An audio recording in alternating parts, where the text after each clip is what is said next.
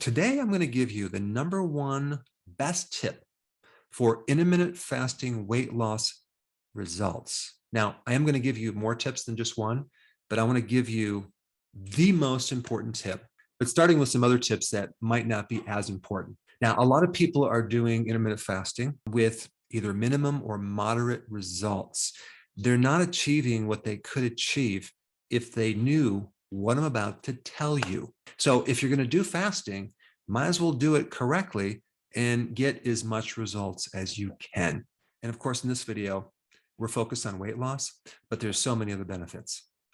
Building a new immune system, growing new brain tissue, improving your mood, improving your cognitive function, focus, memory, concentration, and dropping your inflammation, whether you have an autoimmune problem or you have allergies or you have irritable bowel syndrome or arthritis.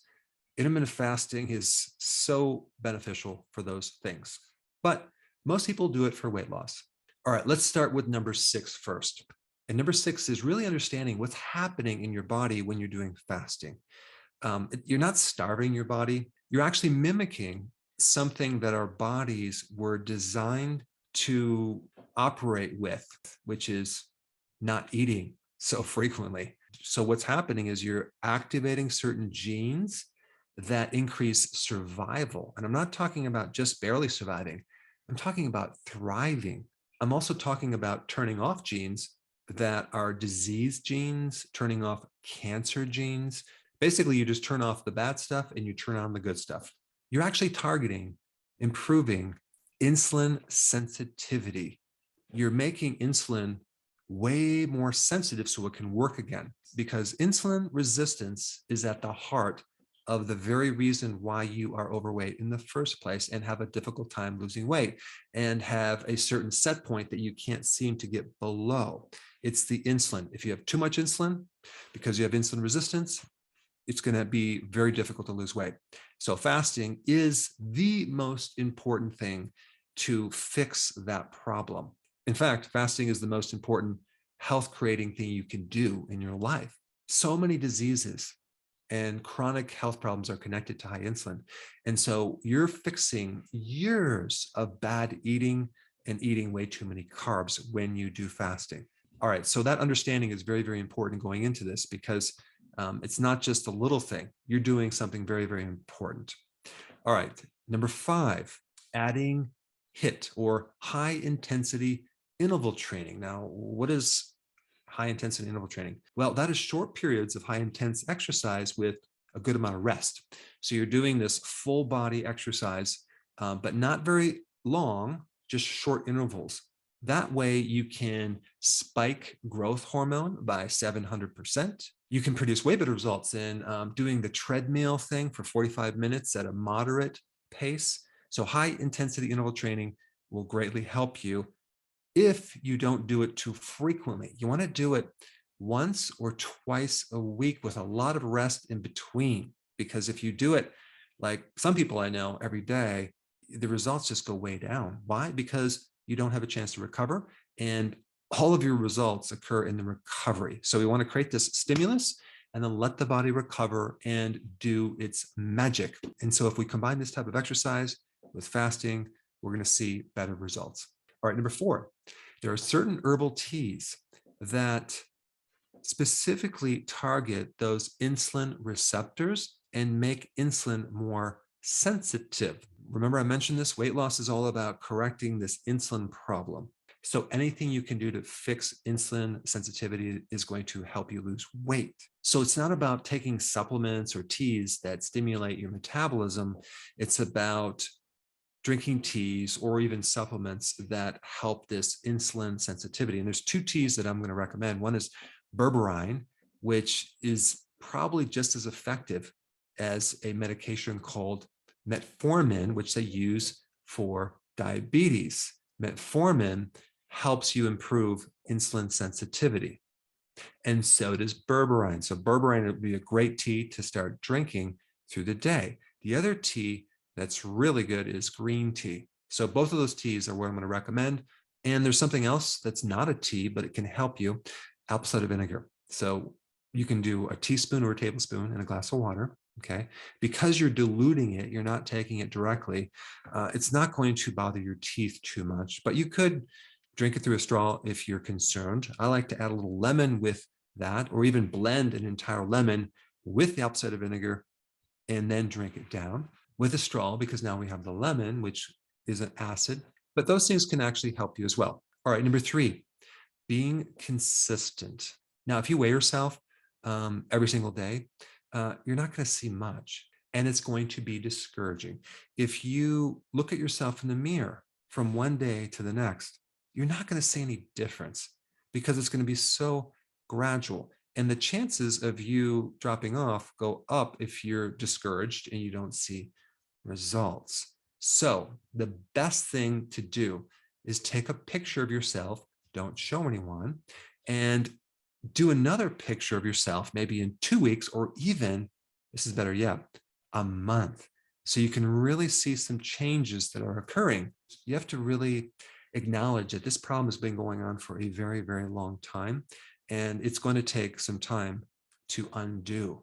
And in the process of doing this, it can be discouraging if you're not seeing results, but just realize it is working. And one of the best indicators to know it's working is that your appetite and cravings will go away. That's what I want you to focus on, as well as maybe your clothes fitting looser, maybe your energy improving, your mood improving, but not the weight loss. It's get healthy first, then lose weight, not the other way around. Your body considers this extra fat as a survival mechanism, and it doesn't like to get rid of survival. So what you have to do is focus on really getting your body healthy. And a big part of that is fixing insulin. And it takes some consistency. If you're doing it sort of, or let's say you're doing the ketogenic diet, like not quite consistent, your results are not going to be there. And so you're going to have to really bite the bullet and do it for real. Just a tiny bit of carbs, whether that's a half a glass of wine every other day, or maybe a little snack of some carbohydrate, like a piece of bread, can severely block your progress for up to 48 hours. So if you're doing something that's not on the program every other day and you're not seeing results, realize that you just knocked yourself out of ketosis, and you never give your body a chance to be in ketosis long enough to really see the results. It's the little things that you need to avoid that will make a huge difference. Number 2, doing the healthy version of the ketogenic diet with intermittent fasting. They both complement each other. What are we trying to do? We're trying to fix insulin resistance. How do you do that? Well, you lower your carbs and you don't eat so frequently. And this is why intermittent fasting with lowering your carbs is going to be essential. If you're doing intermittent fasting and you're eating a lot of carbs, don't expect a lot of great results unless your metabolism is already really good and you haven't created insulin resistance, which is rare. Most people have insulin resistance. They just never were tested by it because their doctor never did a test called HOMA-IR and never evaluated the fasting insulin levels, okay?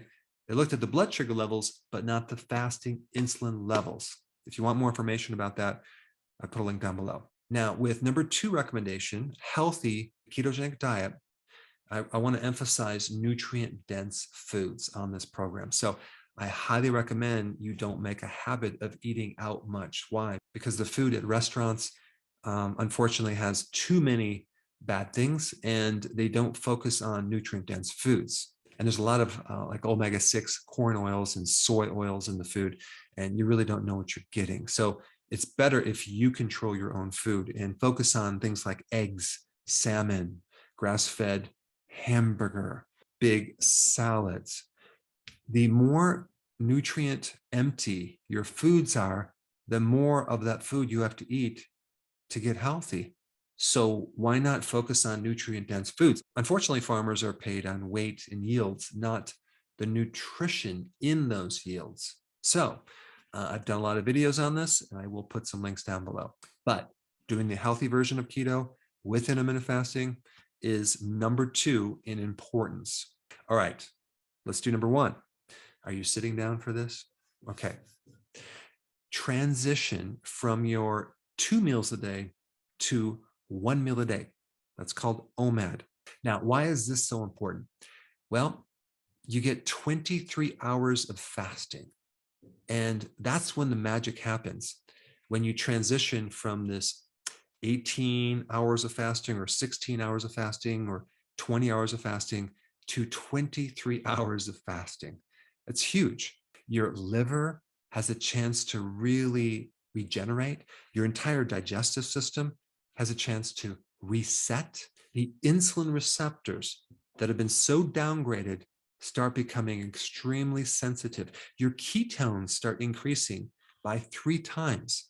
And your body is finally becoming fat adapted to the point where if you did go off the program, your body can bounce back fairly easily. In other words, if you do OMAD, your body becomes a fat burning machine. So my most important tip for intermittent fasting is to do a lot of it, okay? Especially if you have a slow metabolism, especially if you're not seeing results with weight loss. Now that you have some really important information underneath your belt, you need the details of how to do intermittent fasting. And I put that video up right here. Check it out.